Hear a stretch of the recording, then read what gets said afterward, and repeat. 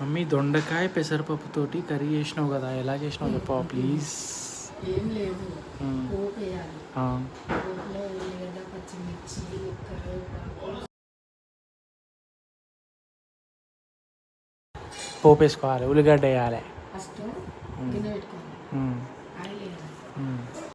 First గిన్నె పెట్టుకోవాలి, oil వేయాలి. ఆయిల్లో పోపు దినుసులు జిడ్డ వేయాలి, ఎండుమిర్చితో సహా వేసిన తర్వాత ఉల్లిగడ్డ, పచ్చిమిర్చి మోతాదుగా, పచ్చిమిర్చి టేస్ట్ కోసం, కరివేపాకు వేసేయాలి. వేసి కలిపేసి దొండకాయ ముక్కలు వేయాలి.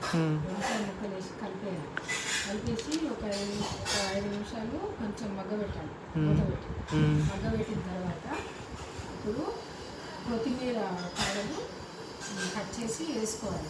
వేసుకొని ఉప్పు, కారం వేసుకోవాలి. పసుపు పోపు వేయాలి. ఉప్పు, కారం వేసుకోవాలి. కొద్దిగా ఇట్లా కలయాలి. కలేసి ఈ పెసరపప్పు మనం నానబెట్టుకుంటాం. ఒక 15 to 20 minutes నానబెట్టుకుంటే సరిపోతుంది. నానబెట్టుకొని అవి నీళ్ళతో సహా వేసేయాలి. వేసి మంచి కలయాలి. కలిసి కుక్కర్ యూజ్ చేసుకోవాలి. కుక్కర్ కాగనుకుంటే మూత పెట్టుకోవాలి. కలిపేసి ఓకే. పాలేం పాలు పోస్తున్నావా? పాలేం పోయాలి. ఓకే. పెసరపప్పు ఉంది కదా, పాలు పోయాలి. ఓకే. అంటే పెసరపప్పు లేకుంటే పాలు పోస్తావా?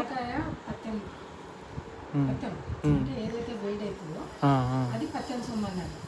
పత్యం సొమ్ము అంటారు. ఓకే. ఓకే. అప్పుడు మనం పాలు పోయకుండా ఓకే. ఒకవేళ పాలు పోస్తే ఏందన్నట్టు మరి? పాలు పోసి పెసరపప్పు పోయి పాలు పోయడం లాస్ట్లో అంతా అయిపోయిన తర్వాత, ఉడికిన తర్వాత లాస్ట్ పాలు పోసి ఒక 5 నిమిషాలు కొంచెం ఇట్లా ఉడికించాలి. Okay. 2 minutes. Okay mummy, thank you mummy. Bye. Bye. See you. See you.